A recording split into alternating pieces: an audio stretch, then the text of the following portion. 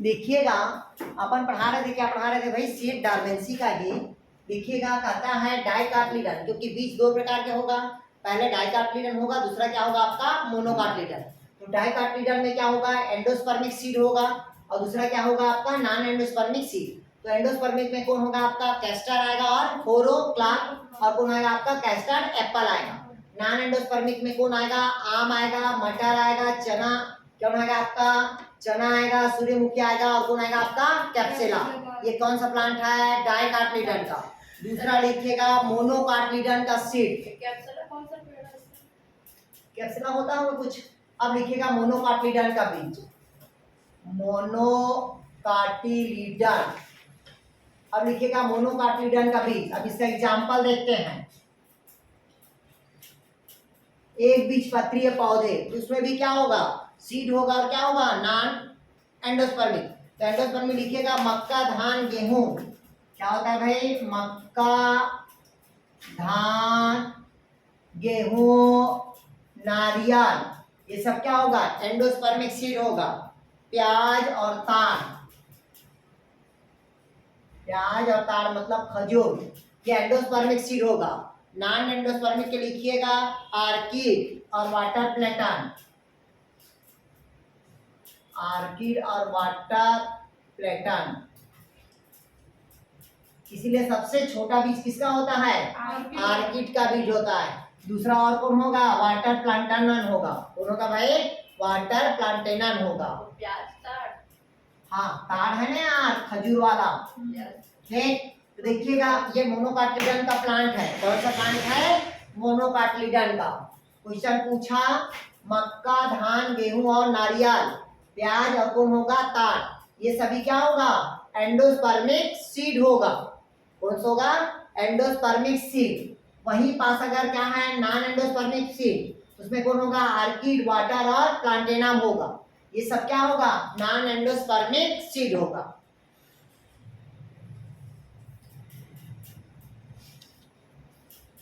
Clear हुआ तक यार।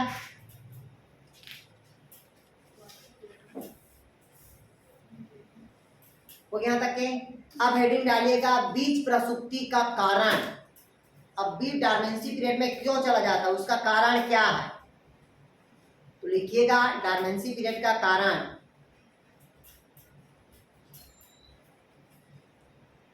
पहला लिखिए प्रतिरोधी एवं अपारगम्य बीज कवर, मतलब लिखिएगा पहला resistant and impermeable seed coat. प्रसुप्ति के कारण क्वेश्चन पूछता है सीड डार्मेंसी से, क्वेश्चन आता ही हम पहले बता दिए भाई।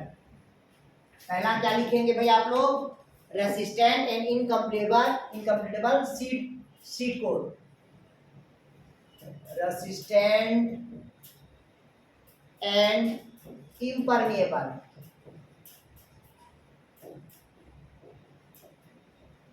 Seed code. मतलब इधर समझिएगा पहला क्या कहता है, resistant and impermeable seed code.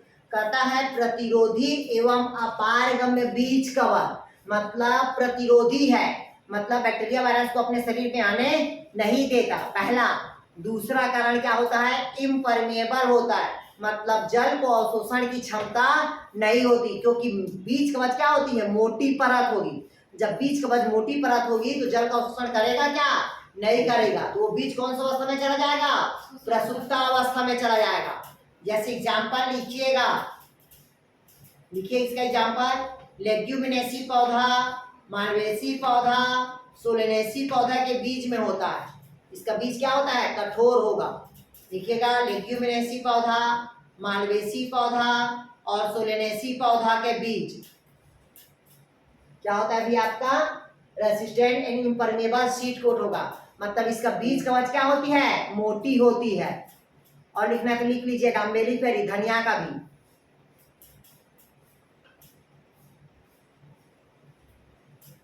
दूसरा, पहला समझ आ गया।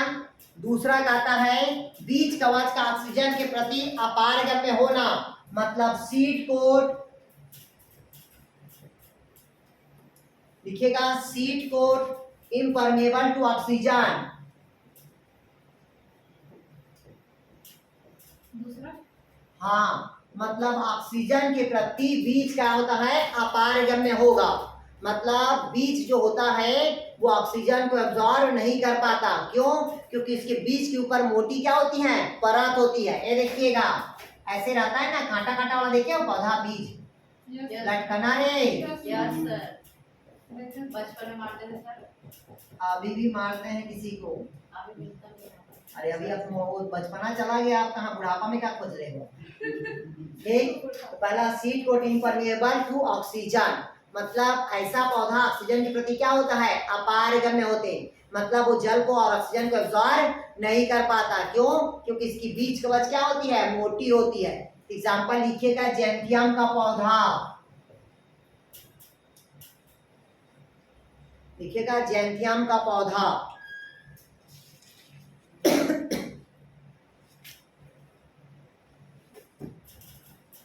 तीसरा लिखिए, भ्रूण की अपरिपक्वता।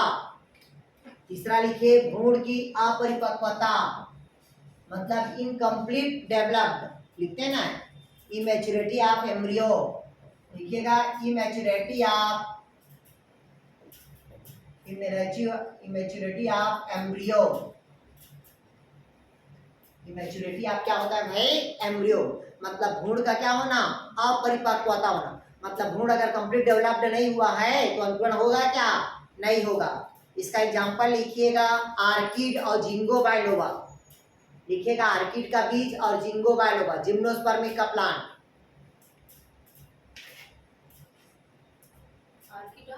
आर्किड और जिंगो बाइलोबा, विद्यापति जानते हो। हाँ, अगला लिखिएगा, अगला लिखिए चिलिंग। चिलिंग मतलब लो टेम्परेचर, कम तापमान में। अगला विद्यापति, हाँ। अगला लिखिए चिलिंग। चिलिंग मतलब कम तापक्रम में उपचार करने से क्या होता है, डायमेंसी पीरियड में चला जाता है। ठीक, उदाहरण लिखिएगा, सेब और गुलाब। चिलिंग, हाँ, कम तापमान में उपचार। ठीक, तो कौन होगा, सेब और गुलाब। कम तापमान में रखेंगे तो वो ताजा हरा दिखता है। Yes sir. अगला लिखिए, प्रकाश संवेदी बीज। अगला लिखिए, प्रकाश संवेदी बीज। अगला पॉइंट लिखिएगा, प्रकाश संवेदी बीज।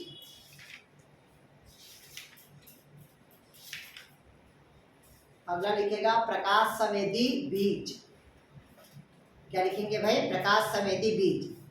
तो ये प्रकाश संवेदी बीज मतलब प्रकाश की उपस्थिति में क्या करेगा, अंकुरण करेगा, तो प्रकाश संवेदी बीज हो गया। ठीक, जैसे बिग्नोनिया लिखिएगा, बिग्नोनिया। बिग्नोनिया मतलब समझते हो। Yes sir. ये ना मतलब सेकेंडरी ग्रोथ होता है प्लांट में, बिग्नोनिया। और वो तो क्या, इतना ही है यार। ठीक, ये उसके क्या है, कारण है। अब अगला लिखिएगा, प्रसुप्ति को समाप्त करने का उपाय। प्रसुप्ति को समाप्त करने का उपाय लिखिएगा, method of removing seed dormancy. अब सीड डॉर्मेंसी को क्या करेंगे, रिमूव करेंगे। प्रसुप्ति को समाप्त करने का उपाय, पहला खरोचना विधि। पहला बीज को हम क्या करते हैं, खरोचते हैं, ताकि सीड को क्या हो, फूटेगा, रैप्चर हो, ताकि बीज क्या हो, अंकुरित हो।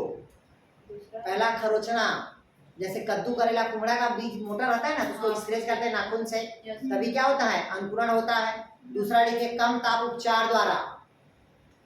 कम ताप उपचार द्वारा, आप किसी भी पौधे को क्या करते हैं, उपचार करते हैं कम ताप से। तीसरा लिखिए, दाब उपचार द्वारा। तीसरा कौन सा मेथड, दाब उपचार द्वारा। अगला भ्रूण संवर्धन द्वारा।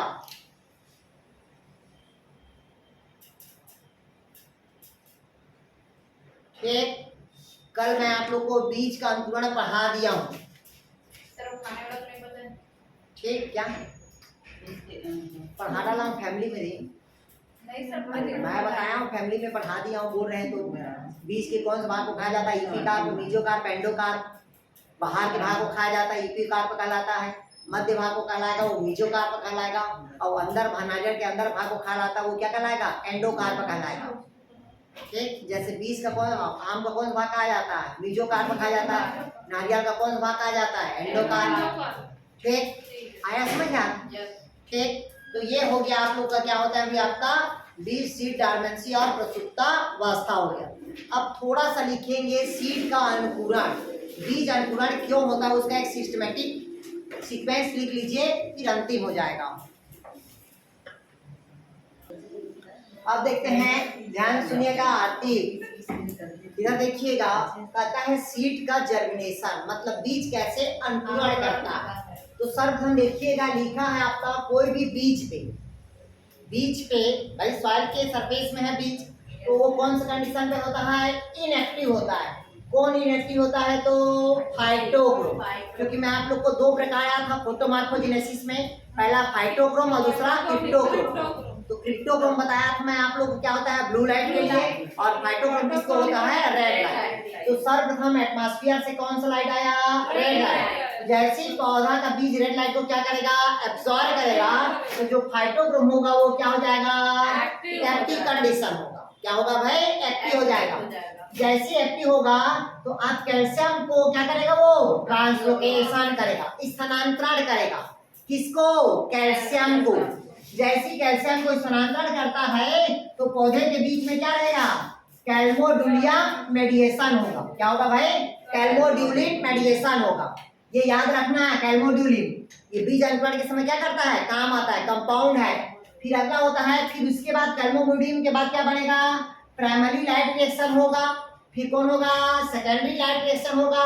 फिर उस बीज में क्या होगा? मेटाबॉलिज्म की क्रिया होगी, तब कहीं जाके सीड का क्या होगा? जर्मिनेशन होगा।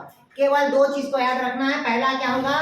कैल्शियम, और दूसरा क्या होगा? कैल्मोड्यूलेट मेडिएशन। ये दो चीज को याद रखना, तभी इन दोनों के कारण क्या होगा? बीज का अंकुरण होगा। क्लियर है? अब कल मैं आप लोग को पढ़ाऊंगा, कल हमारा जो टॉपिक स्टार्ट होगा वो ट्रांसपोर्ट स्टार्ट होगा। क्या स्टार्ट होगा? ट्रांसपोर्ट, परिवहन पढ़ेंगे। ठीक, परिवहन मतलब जिसमें आपका पूरा पढ़ेंगे, ट्रांसपिरेशन, स्टोमेटा, ये सब कल पढ़ेंगे आप लोग।